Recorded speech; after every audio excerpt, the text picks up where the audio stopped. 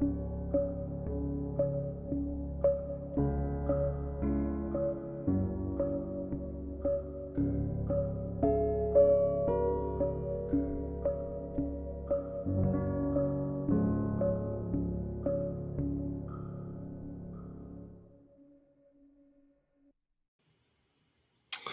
good afternoon, everybody. The H1B Guy here, and today, the H1B Guy live, September 22nd, 2021.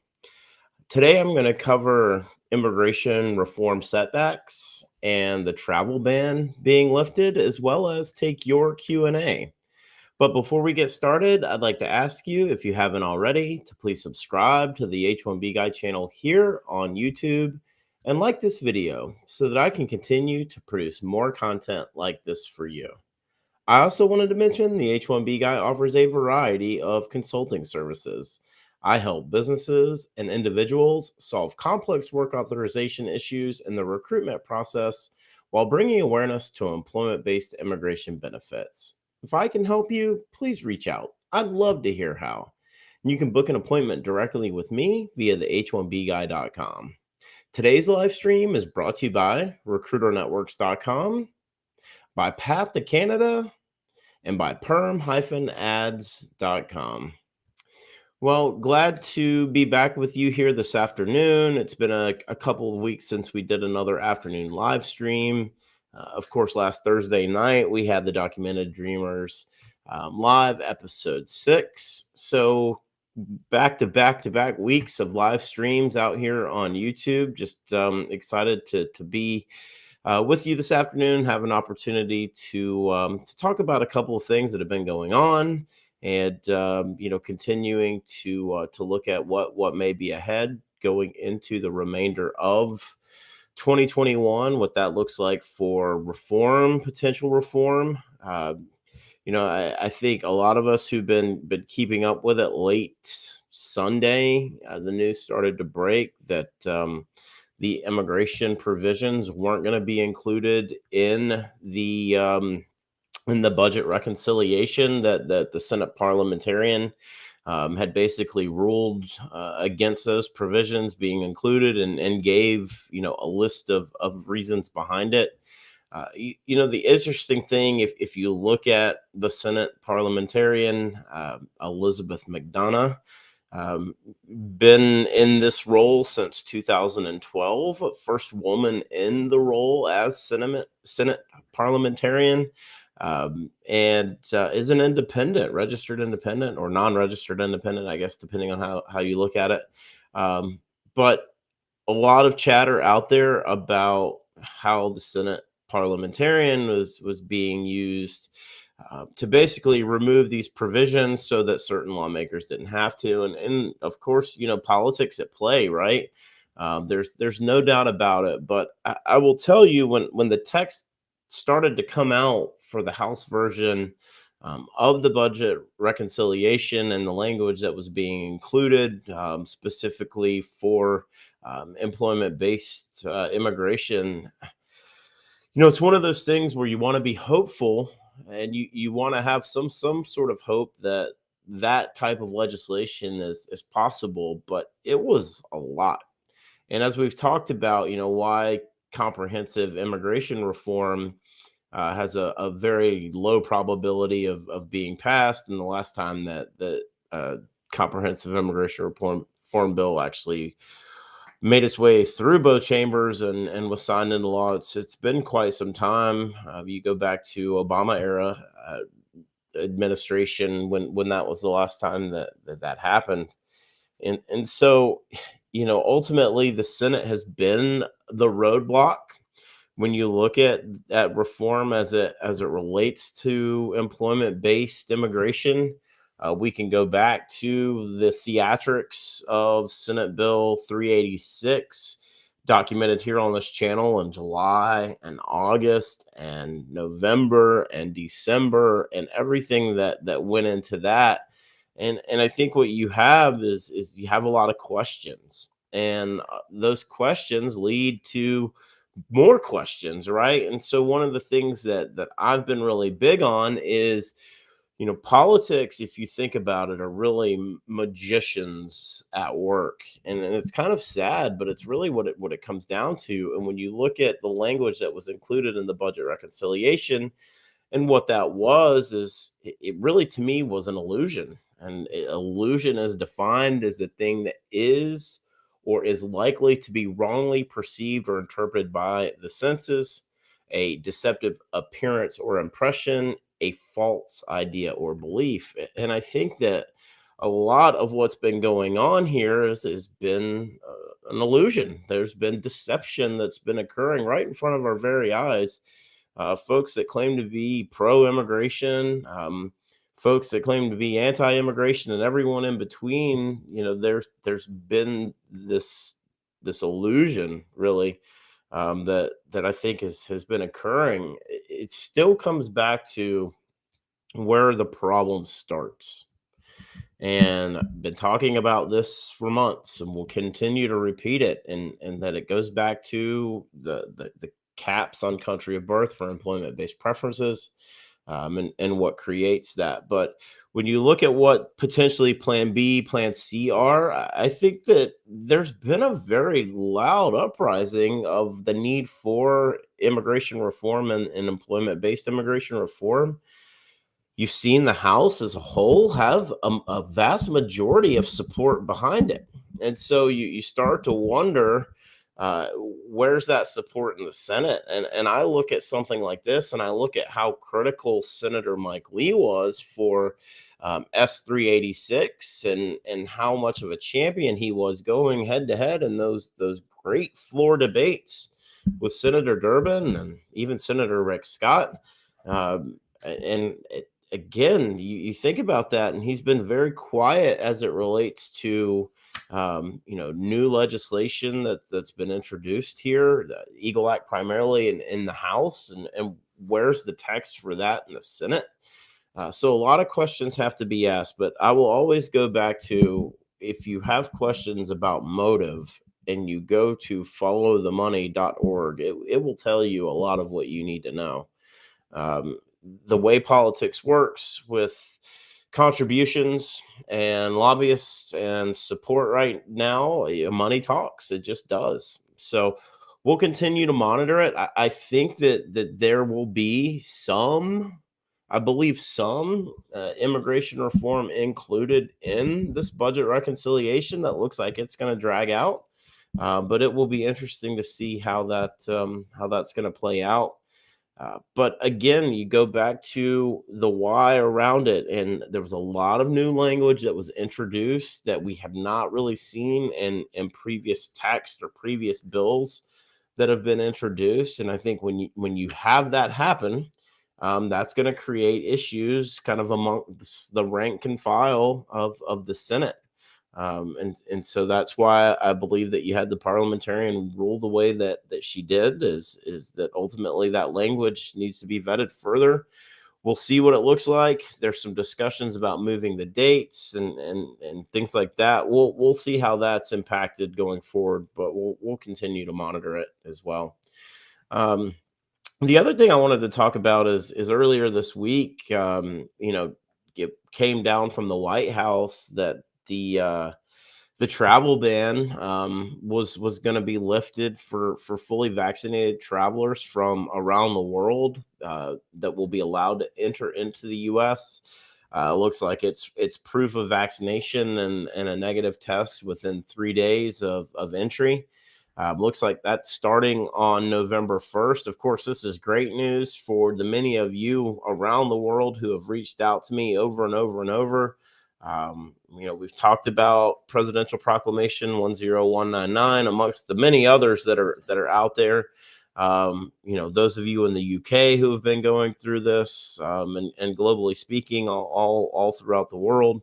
But it looks like November 1st will be the beginning of this, and so the question becomes, how does this impact those that are in the process of requesting a natural interest exception? And what does that create? So, Again, I think that's a matter of timing when you look at it. We're a few days away here from the end of the month, and really November, 5 weeks from November 1st, give or take. But this is good news. I mean, I think this is news that we're heading in a positive direction as it relates to some of the relinquishing of these travel restrictions that we've had in play that have impacted employers and employees alike.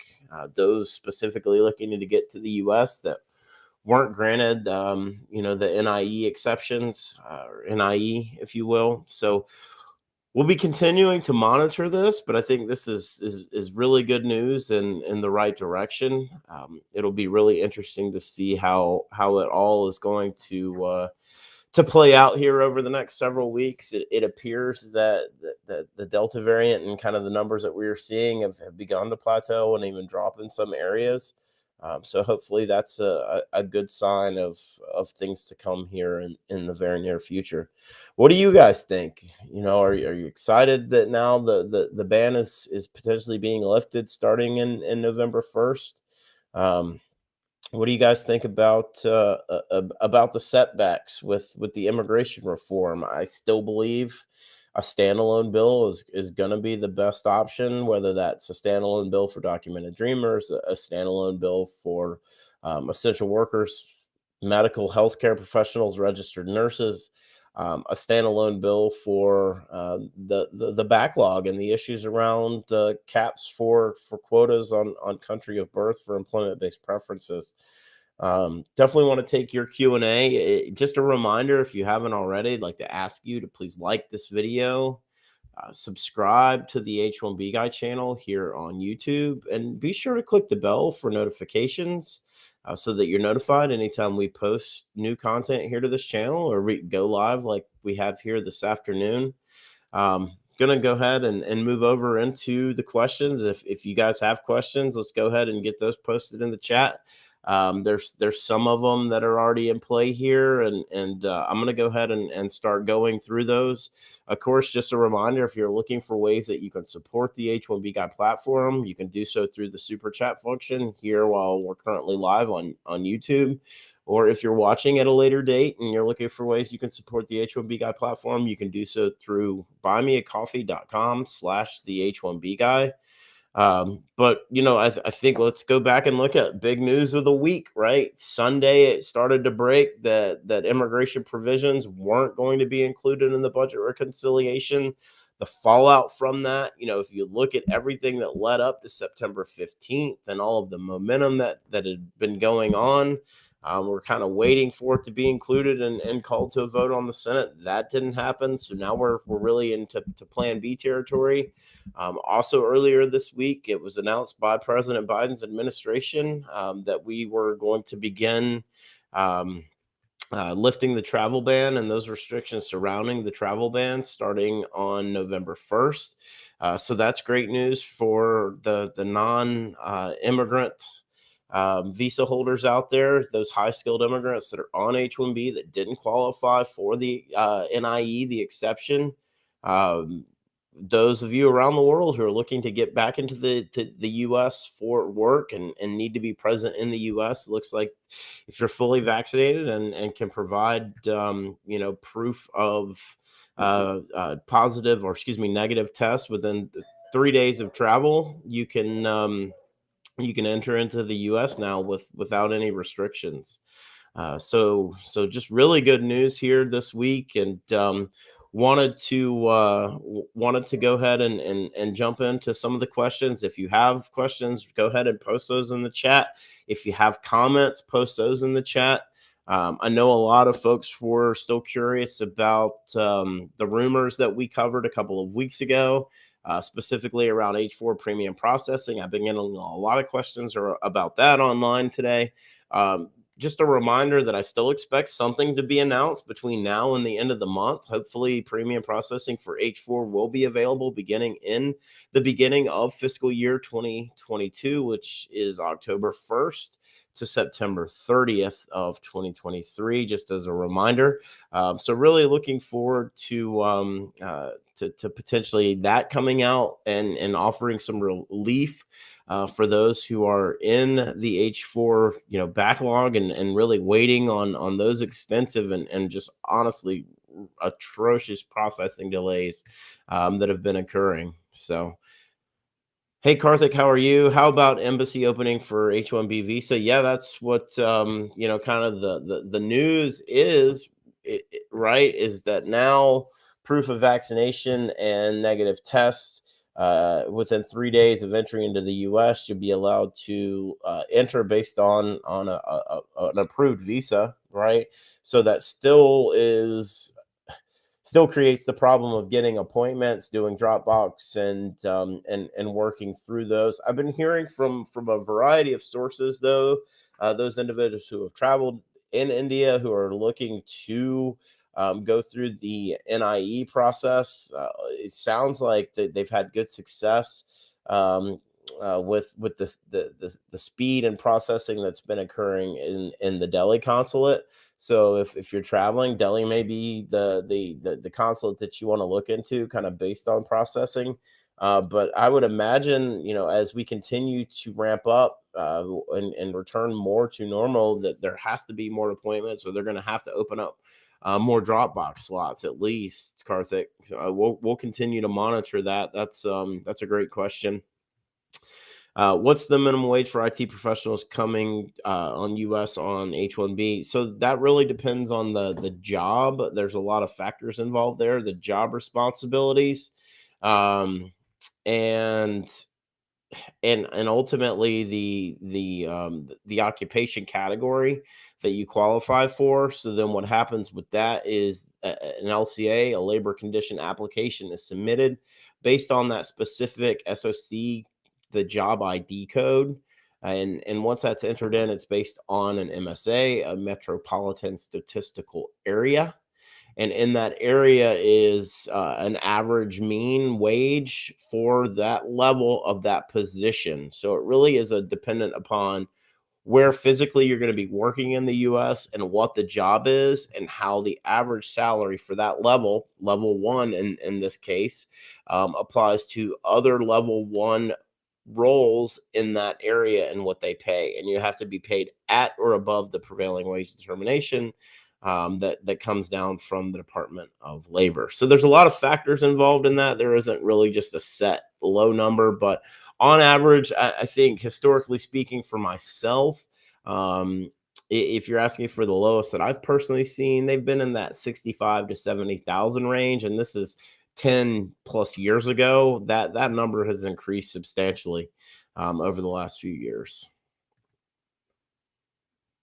How can H4 dependent get work permit? Well, there is only one way right now, and that would mean that the sponsoring beneficiary, right, which in this case would be you, if you had an H1B visa, you had an employer then who was willing to or had a need to sponsor your employment based green card.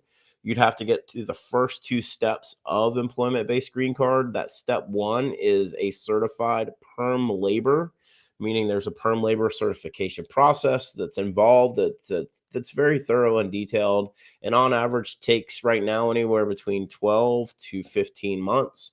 Once your perm labor is certified, then your employer could go through step two, which is filing an I-140 on your behalf. And once you had an I-140 approval, then and only then could your H4 dependent file for an H4 EAD work permit. And that H4 EAD work permit, when approved, however long that would take, because we've been seeing these atrocious H4 EAD delays in processing, would they be granted work authorization that would mirror your H1B visa, in most cases, the expiration date of the H1. Hope that helps, Karthik. Hey, Hara, how are you? It's very unlikely U.S. will fix its broken immigration system for the next 100 years. There is no people in backlog should start exploring alternative options rather than living in so much uncertainty. Yeah, I mean, again, Hara, this is a conversation we've been having, and I'll cover this more on Friday, and I alluded to it on Twitter on Monday, but I had a chance to sit down with my friends over at Syndesis, and we talked about, why Canada has become a primary option for global parking. Um, the GTS system, express entry as a whole, working through a PEO, that option is one that I think a lot of folks that are here now that have said, I'm not going to wait 3,800 to 4,200 days, right? 10 to 12 years in this backlog where I could go somewhere else and most likely be a permanent resident in 4 to 5 years, right? Uh, I think that the cries have been increasing though, Hara, and this is where I would say, ultimately, I really still believe that reform to the green card backlog and some sort of clearing of that backlog is going to happen. May not be the end of this calendar year, but I still believe that we are going to see reform that's going to address this issue. We cannot continue to allow 1.2 growing to 1.3, 1.4 million people that are in this backlog be impacted. We cannot allow documented dreamers who come to this U.S. as legal childhood arrivals in terms of 10,000 are self-deporting annually continue to happen. If we want to continue to win this war on talent that we're experiencing right now, globally speaking, we can't do it. So the message has to change that folks like you who are now being very vocal about your frustration and that you would not do this again. We go back to, the statistics on, um, the survey that I shared a few weeks ago, and my friend Dr. Nina Gopalan from the University of Redlands, California, 42% of high skilled immigrants that were interviewed that were on H1B status said they would not come to the U.S. again if they could go back and do it over. Think about that. 42% of individuals living and working here on an H1B in the US said that they would not come back and do it again knowing what they know now. That's a pretty horrifying statistic when we look at labor markets here in the US. Hey, VR Bathini, nice to see you. What's the latest on the amendment? Is F category numbers given to EB or no? As last year, what are your thoughts on EB2 filing dates, movements in November? So a lot to unpack there. The Mang Amendment, the recapture is an interesting thing. We saw some language of that, looking at the recapture that was looking to be included in the budget reconciliation that was blocked by the Senate parliamentarian. I think that the cry for reform to how the spillover works, because we've seen, honestly, USCIS has proven that they can't really process more than 175, 180,000 green cards, adjustments of statuses in a year. So as written, those go back to family-based numbers, and of course, it's interesting. That's just the guidelines from the INA. So it's going to require a notice for proposed rulemaking, an interim final rule, if you will, or it's going to require legislative action if we want to look at recapturing some of these spillovers. I don't think that's going to happen, though, to be honest with you. I think that they'll stick with the INA guidelines and allow those to cycle back to family based. And I think if you look at the cycle, I don't believe that in 2022, all of the family based numbers will be fully utilized. And I believe even if worldwide consulates are continuing to open and process through, I just don't think they'll have the capabilities to utilize the allocation of those numbers. So I think you're going to continue to see spillover. Hey, Chatton, thank you so much for the super chat, my friend. I really appreciate it. Thanks so much for joining in this afternoon, man. Great to see you. Are people able to get visa appointments in Canada or O1 visa holder part of the ban and need NIE? Thanks. I'm not exactly sure on the O1. I would have to go back and look. I would assume though, because O is kind of in that exceptional category. Um, I would assume it would still require an NIE, but I'd have to go back and look at that. Of course, um, from an appointment perspective, I guess it really depends on if you're looking to adjust status or if you're looking to basically just get an updated stamping and a matter of where you want to go. My experience is that if you are going to go outside of the US, I have personally, in my experience, had clients who have had better success in going to Mexico. So you may want to look at that as an option, although geographically speaking and from a cost perspective, it may be easier for you to go to Canada. But you'd have to check on both of the consulates on travel.gov to see who's open to checking appointments. Um, but I'll look into that O1 for you, and try to get an answer back to you on that at some point.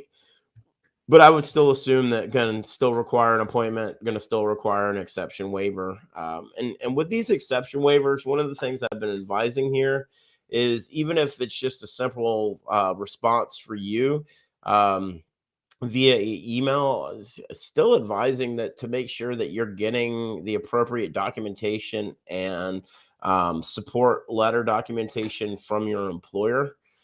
So that would be my advice. That'd be something that I'd make sure that I would do, Chetan, no matter whether you're going to go to Canada if you can, or looking at going to Mexico or somewhere else, and you're seeking that exception. The other thing too to think about is and I don't know what the sense of urgency is for you, chatting on your travel, but you may want to sit back and wait and see what happens come November 1st.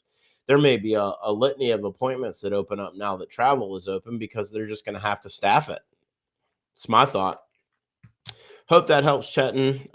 If you have other questions or follow-ups there, leave them in the chat and I'll get to them towards the end here. Hey, the AV1Z, did we get a list of vaccination brands, Covishield versus Covaxin, that the U.S. is recognizing for people traveling from India? I haven't seen if there's a list. I'll definitely be looking into that. I saw, kind of across the news wires that this was going to happen, starting November 1st. I believe that it was through the White House's COVID-19 response coordinator, Jeff Zients, who I saw had come out. I haven't seen anything, but if anyone else has seen anything around the list of vaccination brands that the U.S. is recognizing, post those in the chat. But I would have to think, though, is that it's just proof of COVID-19 vaccination, irrespective of manufacturer. Is what I'm assuming. Again, there's a lot of studies out there about is there one better than the other, and I'm not going to get into that, but um, I would assume that they would not be able to restrict based on a manufacturer unless there was some very compelling data and from the science around it.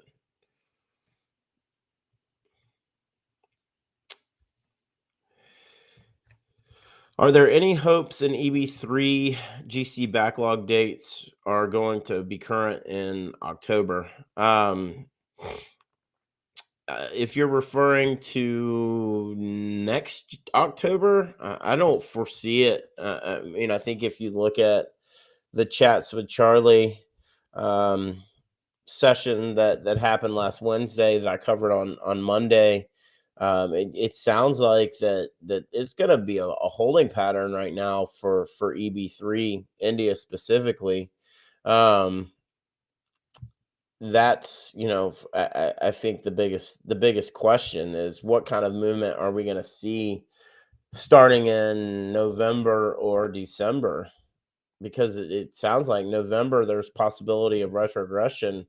Um, the tune of retrogression changed literally from going from the end of fiscal year 2022 to the first month of fiscal year 2022 in a matter of a couple of weeks, Bishwa. So I think when you look at what's going on here, things could actually change so rapidly over the next week or two, that really it's anyone's best guess. I've started to kind of begin looking at my November forecast and what that's going to look like.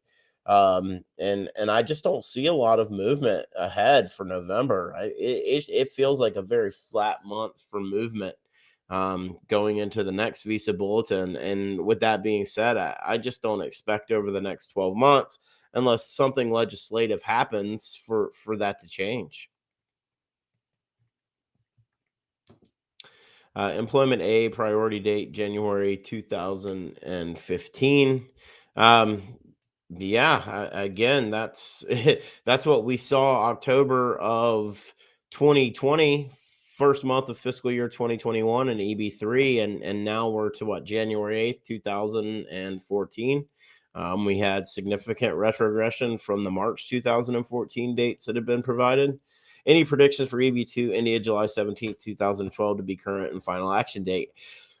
Boy, that's a tough one, right? I mean, if you look at where you are, um, and what's being discussed, it just doesn't sound like there's going to be a lot of movement. EB2 had been progressing very nicely, but again, we didn't see any movement. Um, you know, September to October were right now final action dates September 1st, 2011. When you go look at dates of filing, which can be an indicator of those dates for you, again, you're July 8th, 2012. So what that tells me is that in 6 to 12 months from right now, July 8th, 2012 will be current final action, but you're July 17th, right? So you're on that weird cutoff right now when we're looking to predict. So for you, it could honestly, it could be anywhere between 6 months to 13, 14 months. And I'm just basing that based on July 8th, 2012 is the dates of filing that were posted for October. You just missed that cutoff. I haven't been monitoring and seeing if USCIS is accepting dates of filing. I'll have to go look and check on their site. I haven't checked. But yeah, again, predictions 6 to 12 months based on the dates of filing that came out for October. Can experienced IT engineer with US PhD in computer science, data science, can be ineligible to apply for EB1A and NIW? You may, I'm not sure about the EB1A. I know that there are some requirements to meet that specifically. I would suggest the EB2 NIW for you, Bishwa. But I'm assuming that you're trying to avoid um, going into the backlog and preferring to stay in that EB1 category since your dates are most likely current. But if you want to reach out to me directly, I know a very good NIW attorney that I can refer you to. If you're interested, of course, that would be an arrangement between you and them. I am not compensated for that referral. It's just somebody who I know who has operates specifically for individuals in the NIW space. But a PhD definitely helps. I just am not sure if the EB1A would be a possibility for you or not.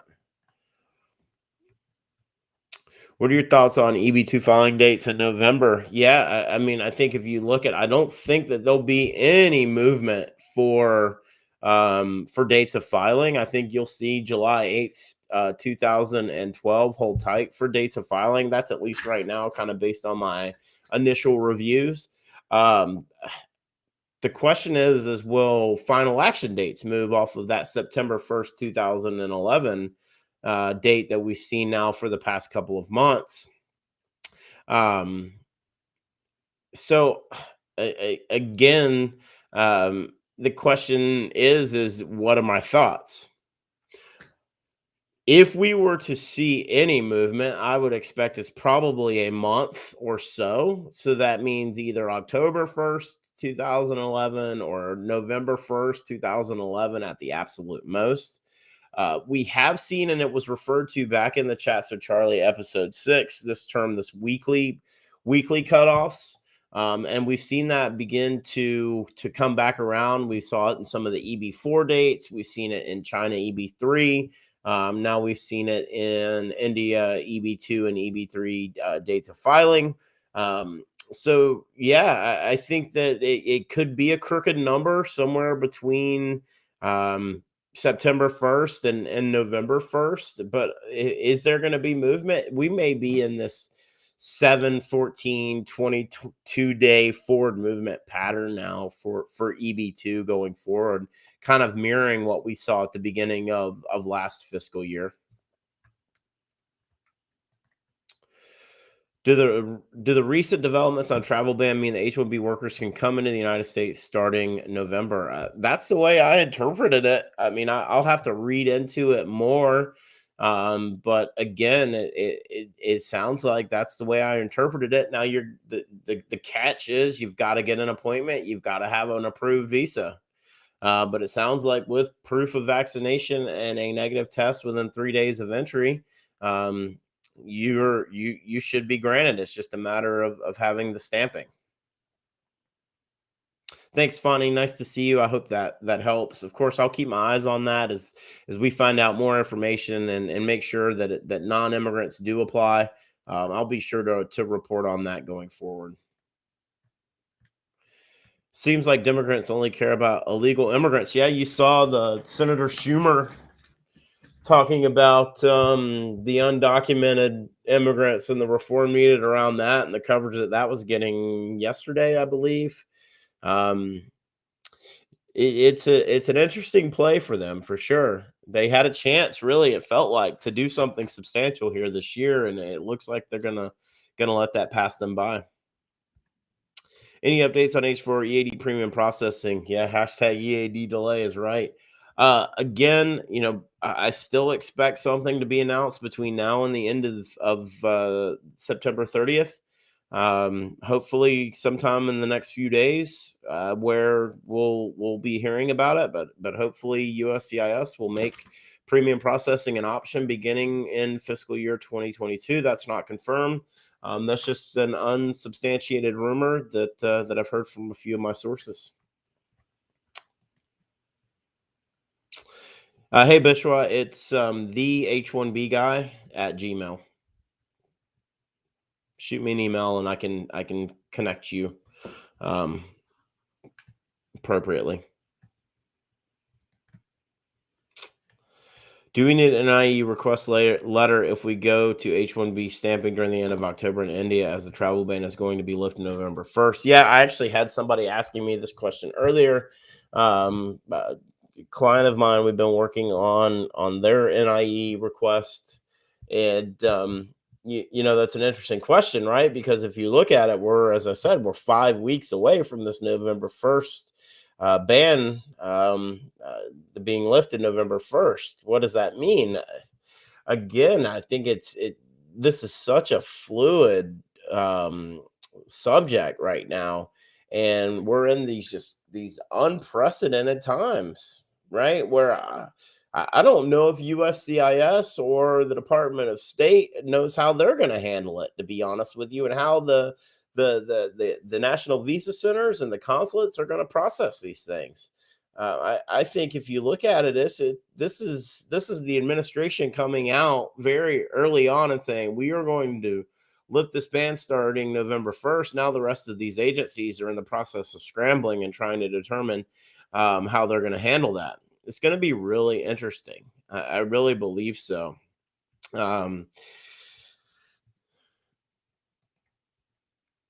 Yeah, NIE is given to employees working in critical infrastructure companies, correct? And you have to designate which of those verticals of critical infrastructure, and then why it's required for you to be physically present in the U.S.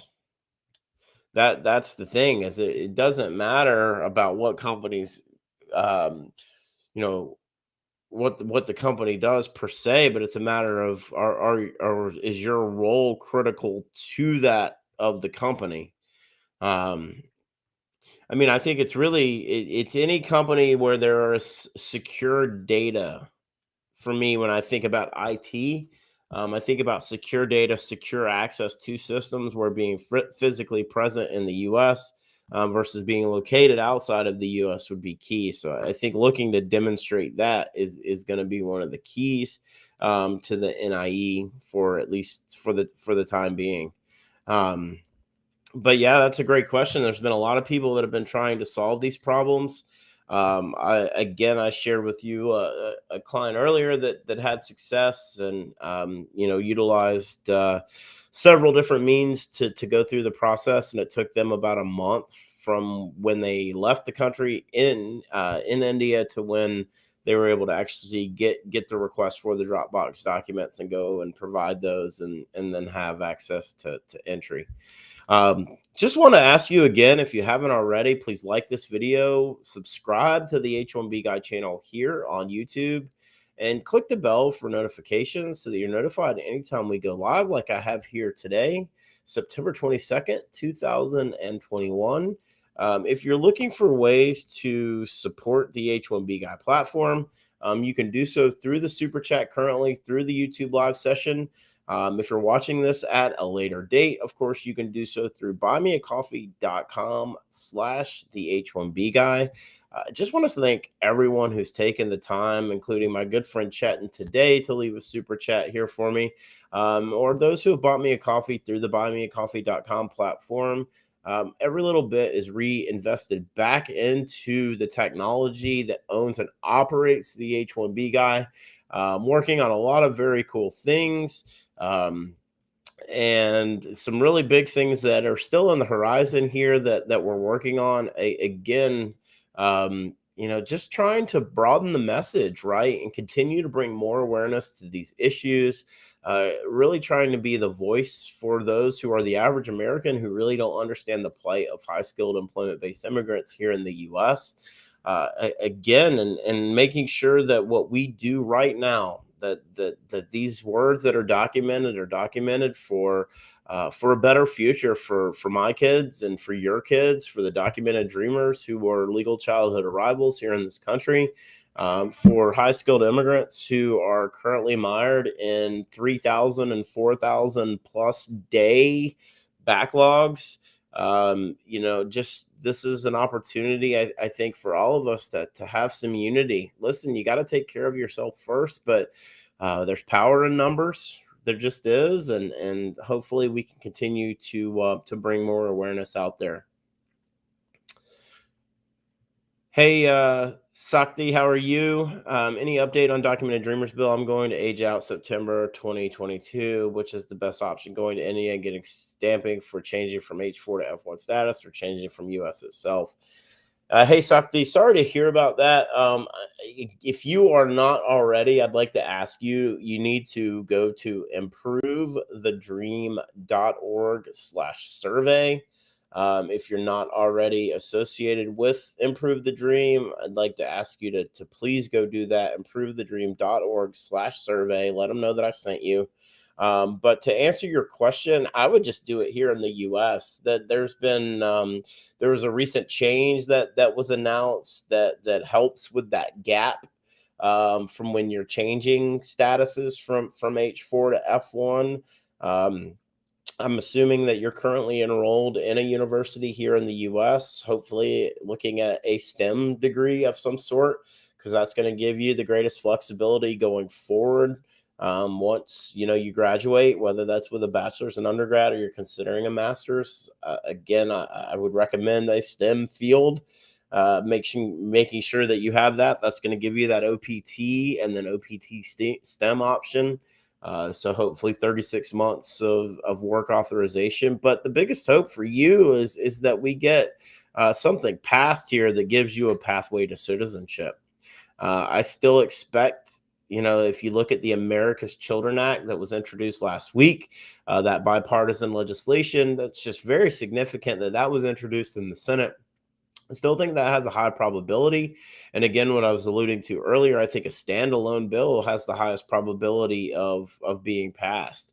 Sakti, great question. If I can help you, again, introduce you to the folks and Improve the Dream if you're not already, would advise you to do so. But my advice is just to plan on changing status here in the U.S. Got time for one or two more questions or comments. Again, just wanted to ask you to please like this video, subscribe to the H1B Guy channel. I know a lot of folks have been asking me about the H4 EAD premium processing. As I mentioned, I still expect something to come down hopefully sometime between now and the end of the month. As I also alluded to, we faced a pretty big setback that came down on Sunday as it relates to immigration provisions being included in the budget reconciliation. I'm still hopeful that we're going to have some language that will be included, but if you read the tone of the parliamentarian, it really sounds like that the parliamentarian wants to avoid those provisions being included in the budget reconciliation. We've also talked about the travel ban being lifted November 1st. There's still so much uncertainty. I would assume that H1Bs who are vaccinated, who can provide a proof of a negative test within 3 days of entry into the U.S. will be admitted. But again, you're still going to have to go through the appointment process and the stamping process and have an approved stamp so that you can enter into the U.S. So all of that is still at the mercy of the consulates and the drop box appointments as they become available. But just wanted to see if you have any other questions or comments, you can post those in the chat.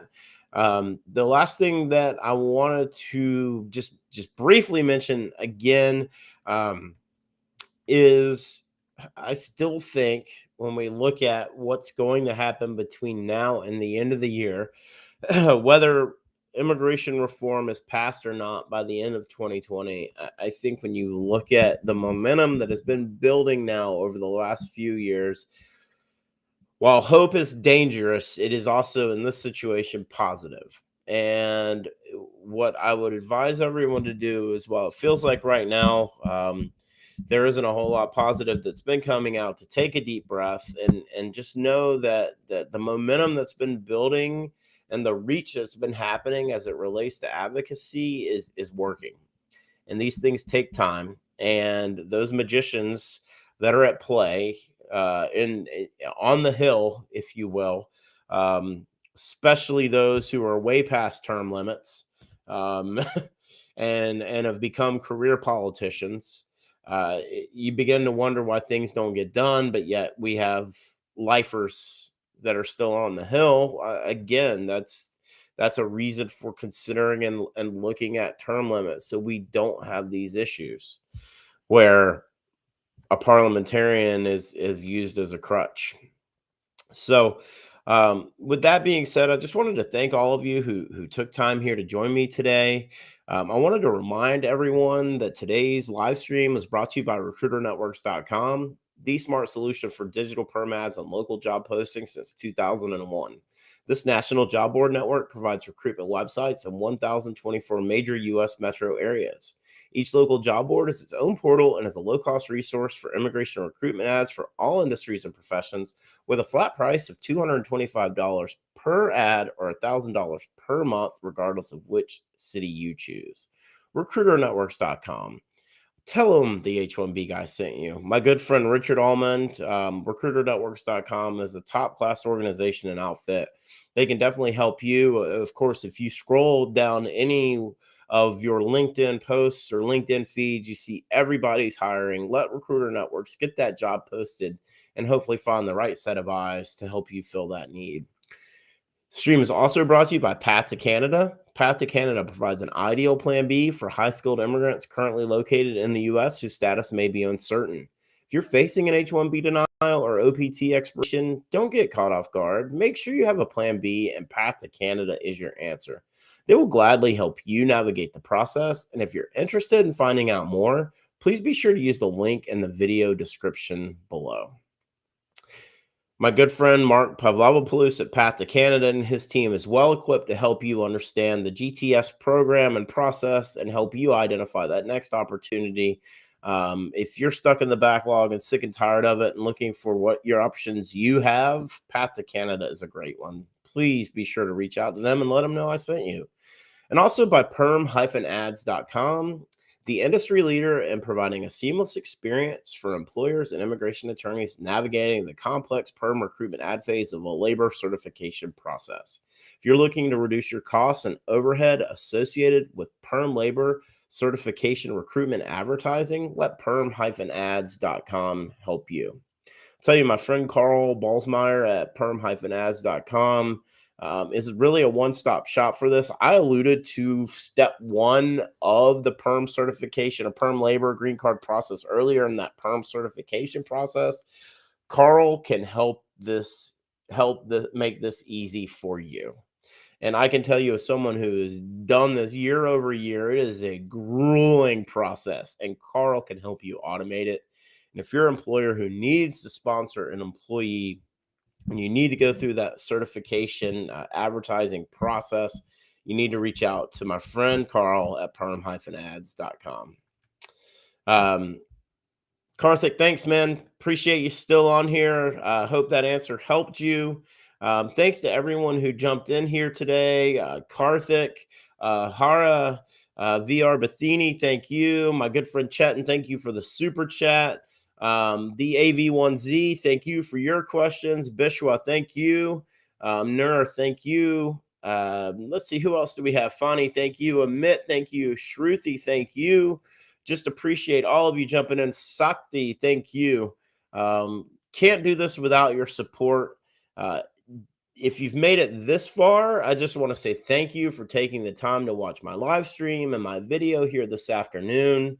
Wanted to ask you one last time to please like this video, subscribe to the H1B Guy channel here on YouTube, and click the bell for notifications so that you're notified anytime I post new content here to this channel or go live like I have here this afternoon.